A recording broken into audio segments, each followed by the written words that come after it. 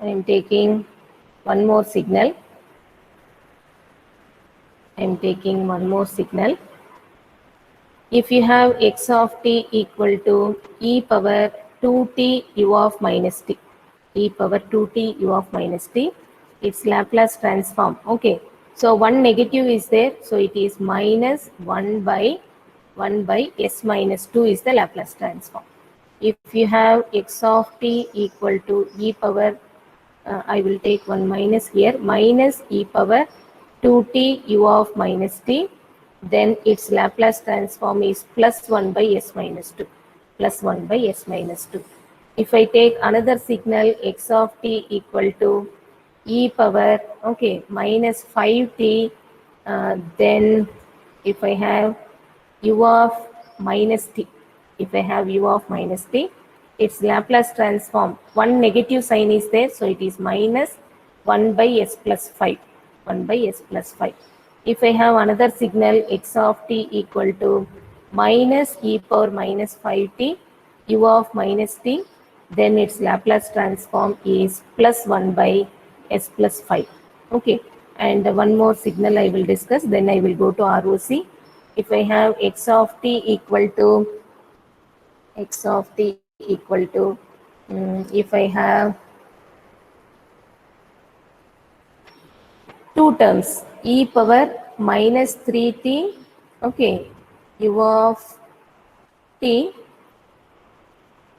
minus e power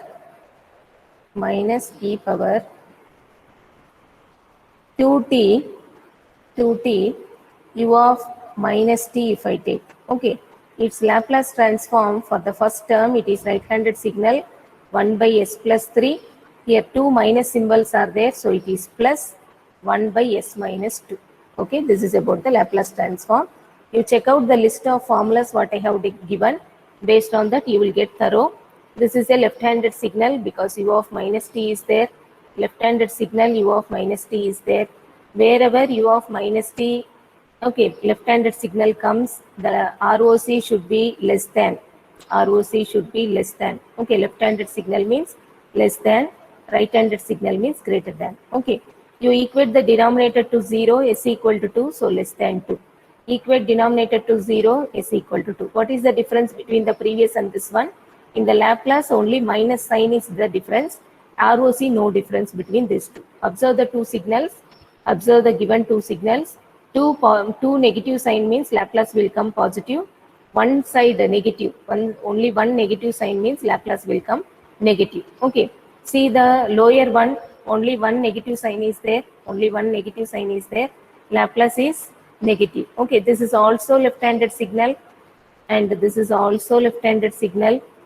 Okay, so only first one is right-handed signal.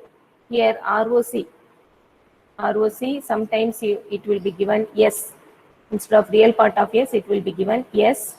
Left-handed signal, so less than minus 5. Here ROC, it is yes less than minus 5. Okay, here ROC is same in both the two cases, and the Laplace transform, then sign, negative sign is there for the first one, no negative sign for the second one. If you come to the last one, this is a right-handed signal. Okay, this is right-handed signal. This is left-handed signal. And here ROC is nothing but from the first term you will get s greater than minus 3. From the second term you will get s less than plus 2. If there is some overlapping region, you can combine them and write the ROC as overall ROC is minus 3 less than s less than 2. This is the overall ROC for the given signal x of t. Overall ROC for the given signal x of t. Okay. So ROC is very, very important. Kindly check that also. I am going to the next topic, Laplace, sampling. I am going to the next topic, sampling.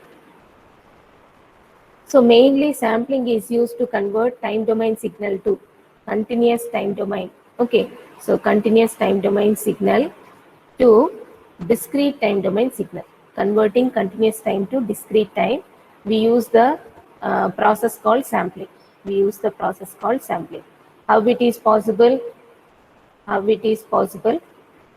If you have a sinusoidal waveform, something like this, okay, in the discrete time, you just take the top of the signal and you make the projections onto x-axis. This is called discrete time signal, and the process is called sampling. Okay, only dots. Here my pen has slipped out, and this is only dots over here, not a continuous line. Okay, this is called discrete time signal. So the sampling is used to convert continuous time to discrete time. And the forward direction, it is called sampling. Forward direction, it is called sampling. We will convert x of t to sampled signal, xs of t. If this is x of t signal, this is called sampled signal, xs of t. In the backward direction, it is called reconstruction or inverse sampling. Reconstruction or inverse sampling. Or inverse sampling. Okay, and what is that? We are having the sampled signal, we are getting back the original signal x of t. We are getting back the original signal x of t, that is called reconstruction. Okay, so this is our original signal. This is called a sampled signal. And here this is our original signal back from the sampled signal. Okay, and here in the sampling process, in the forward direction sampling process, only if sampling frequency is greater than or equal to 2 FM, okay, so reconstruction is possible. Then reconstruction is possible. What is reconstruction? Getting back the original signal is possible only when you use in the sampling process Fs greater than or equal to 2 FM. Only if you use this, then greater than or equal to 2 FM, you will have the original signal back after a while if you want. Okay. Now, we have three cases based on this: Fs greater than 2 FM, Fs equal to 2 FM, okay, and Fs less than 2 FM. And here you will have a triangles where there will be gap between the triangles. That gap is called guard band. Equal to means the triangles will be continuous, no gap, no overlap. Okay, equal triangles. My drawing may be little, it may be not good. Okay, continuous triangles. In the case of less than 2 FM, triangles will be overlapping.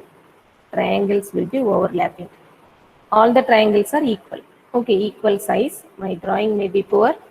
And here this overlapped region is called aliasing.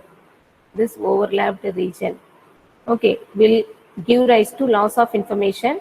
This is called higher frequency component overlapping on lower frequency component. Okay, this is the higher frequency component overlapping on the lower frequency component, and this leads to loss of information, and this is called aliasing or undersampling. How to overcome this? Using anti-aliasing filter. Okay, how to overcome this? Using anti-aliasing filter. This can be overcome using anti-aliasing filter.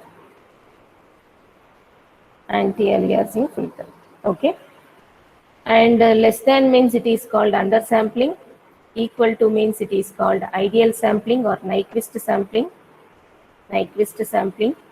And greater than means it is called oversampling.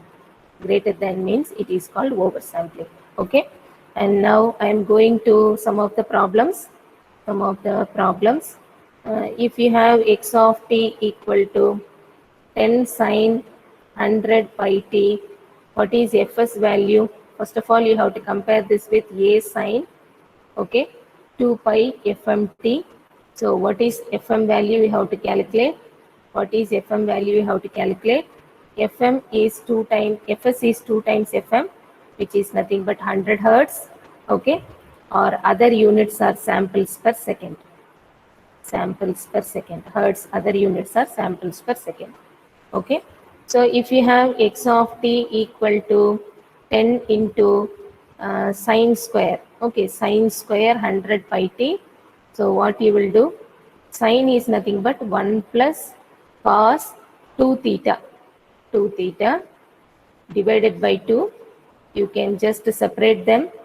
10 by 2 plus 10 by 2 cos 200 pi t. Okay.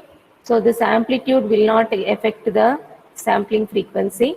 First term constant will not have any sampling frequency.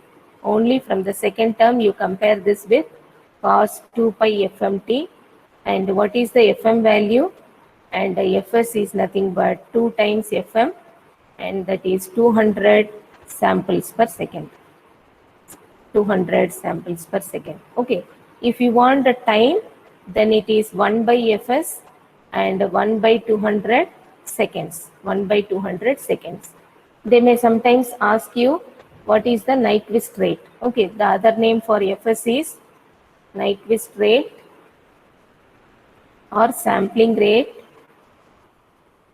or sampling frequency or Nyquist frequency. All these are other names because these terms you should not miss out in the question. If you simply understand this terminology I never came across, it will be whole. Though you know the procedure, you will not be giving the answer. Okay. This is called Nyquist time. This is called Nyquist time. Nyquist time or Nyquist interval. Nyquist interval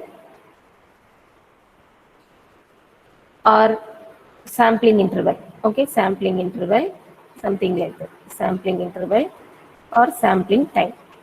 This x of t equal to 5 times sinc 50 pi t and then sinc square 100 pi t. Okay, so here how you have to write sine 50 pi t, then here you have to write it as 1 plus cos 200 pi t divided by 2. First you have to expand the complete signal. Expand the complete signal. You will have 5 into sine 50 pi t. In the second case it is 5 by 2 sine 50 pi t into cos 200 pi t. This is of the form sin A cos B. Sin A cos B. You will have sin A plus B minus sin A minus B, something like this. You will have the angles A plus B from one term, A minus B from one term. And here in the first term, you have to calculate what is the max frequency. Okay, you compare this with A sin 2 pi fmt. This is the first term. So I am taking fm1, which is 25 hertz. And from the second, from this whole process, you are going to get two frequencies, fm2 and fm3. So if you equate A plus B is nothing but 200 plus 50 will become 250 pi t, and here 200 minus 50 will become 150 pi t. You equate that to 2 pi fm. So here you will have 125 hertz. Here you will have 75 hertz. From all these three frequencies, the maximum frequency is 125. So the sampling frequency is 2 times the maximum frequency, which is 250 samples per second or 250 hertz. 250 samples per second or 250 hertz. Okay. And if they ask the time, it is 1 by fs, which is 1 by 250 seconds. Okay. The last thing in DTFS, how to find the spectral coefficients. Already in the class we have done 2 problems. So one is cos pi by 4 into n. You also try sin pi by 4 into n. What is the spectral coefficients? Okay. And in the class we have done, pi plus cos pi by 4n plus sin pi by 2n. Okay. So in the class we completed first one and third one. Second one you try and find out the spectral coefficients. So with this I am closing the revision on a few topics whatever we have taken up.